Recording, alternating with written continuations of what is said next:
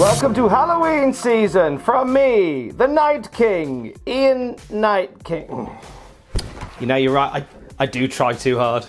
Here is your wrestling news. Future plans for top NXT stars have been revealed. Meanwhile, a WWE star undergoes surgery, and could a WWE star be joining a soap opera? We'll talk about that in a bit. Full coverage of NXT on the way later today on the Cultaholic YouTube channel. It is the go-home show for NXT TakeOver 31. One thing that I will say is you may have seen something from this show that alludes to a future direction for two top NXT stars. So this was covered and corroborated by PW Insider, who say that Adam Cole and Kyle O'Reilly are being positioned to be the top babyfaces on the black and gold brand. We've seen this with Adam Cole over the last couple of weeks, just in terms of who he's been up against since the Pat McAfee rivalry and his actions following his match with Finn Balor, you know, doing the old good guy handshake thing. It does suggest that he's certainly leaning in that direction. Kyle O'Reilly as well was a surprise until the other week when he stopped a beatdown backstage, and just generally he feels like he's being positioned as a top guy, as a babyface in this thing with Finn Balor as well. It certainly seems that way.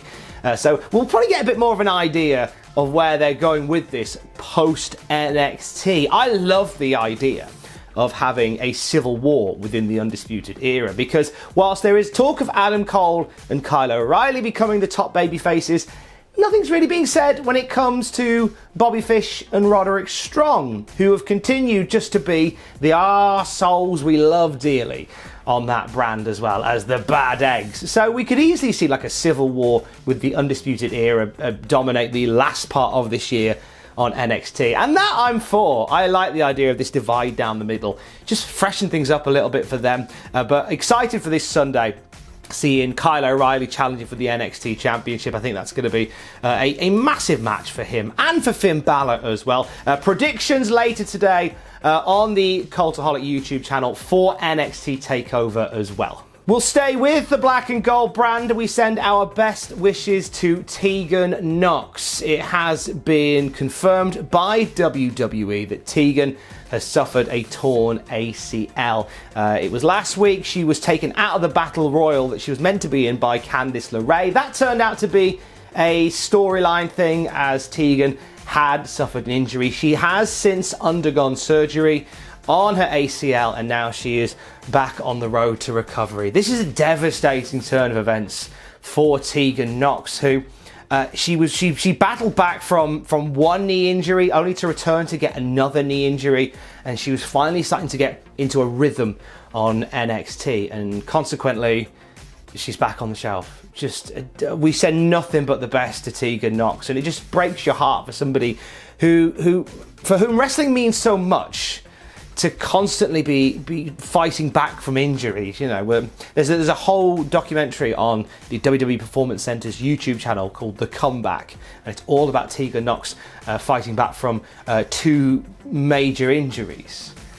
We could be getting a sequel to that by the looks of things. Best wishes to Tegan Knox. Hope to see you back in good form when you're ready. And a little bit more from NXT, as Triple H held a media call ahead of TakeOver. Here's some of the takeaways from that. Triple H saying that this TakeOver this Sunday is going to have a unique feel and look for an NXT show, which I'm intrigued by, because there's not been much in the way of it doesn't feel like there's been like an overarching sort of style or theme to this one. It seems very simple, but we will see. Maybe it's in the Thunderdome. Just gonna put that out there. He also says that the TakeOver card is going to stay as it is. Anything can happen, though, as we've learned from wrestling over the last few months during the pandemic era. Anything can happen and things can change at the drop of a hat. Also, he says the Performance Center is back open once again following a COVID outbreak. He says that stars are taking precautions now more than ever, and there's contact tracing within the NXT guys and the WWE guys as well.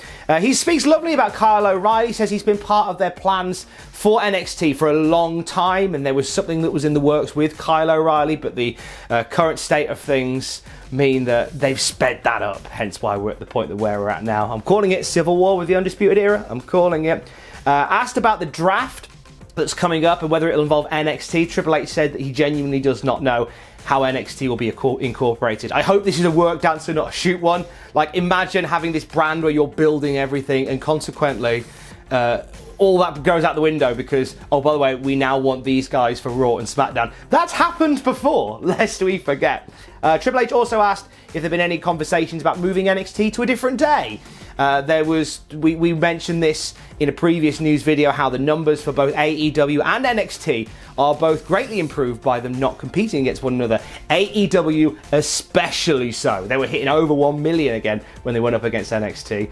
He says he's happy with where NXT is, but there's always a possibility. Discussions are always open. And he ended the call by saying what we've already talked about, which was the ACL injury of Tegan Nox and how she's undergone surgery. And Triple H has said she will be back and she'll be better and stronger than ever. We send our love to Tegan Nox once again. And some interesting stuff in there as well. Also, he was praising the Heritage Cup for NXT UK. I forgot to mention that part in my rundown.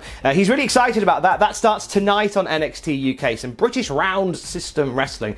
Triple H is a big fan of that. So lots to think about going into this Sunday. I'm intrigued by what he means by a special feel. I wonder whether they will hold it in the Thunderdome. But surely if they were, they would be advertising people to be in the Thunderdome by now. Surely. We'll find out together on Sunday, won't we? Now, coming up later on today, Jack is going to be giving another news video, and he has got some news regarding NWA Powerrr that I think you're going to want to hear. But staying with the idea of retro wrestling, Georgia Championship Wrestling is making a comeback. This was announced by Post Wrestling. Andrew Thomas wrote a report that says that Georgia Championship Wrestling is making a full revival this weekend. He spoke with Chris Nelms, who's the promoter for Georgia Championship Wrestling, and they're planning to work with 4 different promotions in Georgia, and they're going to have it under the Georgia Championship Wrestling banner, sort of like a territory within a territory type system. Anybody that has been a wrestling fan for a long time will know that Georgia Championship Wrestling was the place where we first got a look at guys like Ted DiBiase, Jake Roberts, and Randy Savage and Dusty Rhodes. So there is a legacy with Georgia Championship Wrestling. So I'll be intrigued to see how this pans out, how starting a wrestling company or restarting a wrestling company in the middle of a pandemic will work out for them.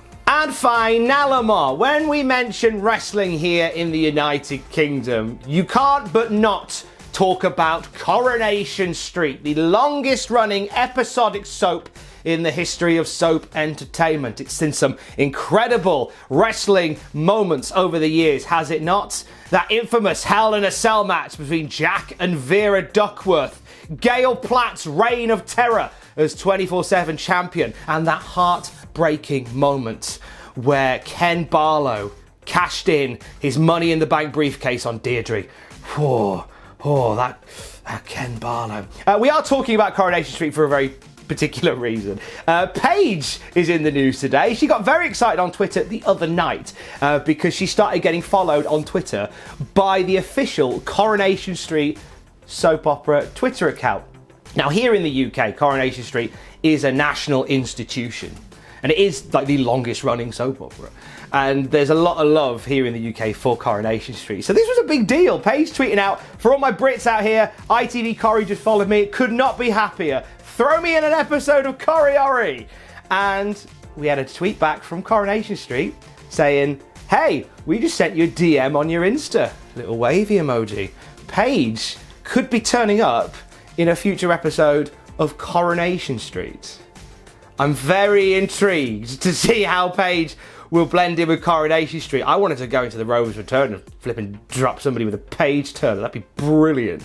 That'd be wonderful. Rampage, innit? Paige Turner's the devastating submission finisher. She can do that on the bar. Because you know, if you do that finisher on a table, it's far more painful. Charlotte proved that many years ago. So big love for my Corrie fans out there. If you're alienated or offended by the issues within that last news story, just Google Coronation Street, otherwise I can't help you. Stay safe. Love you, bye.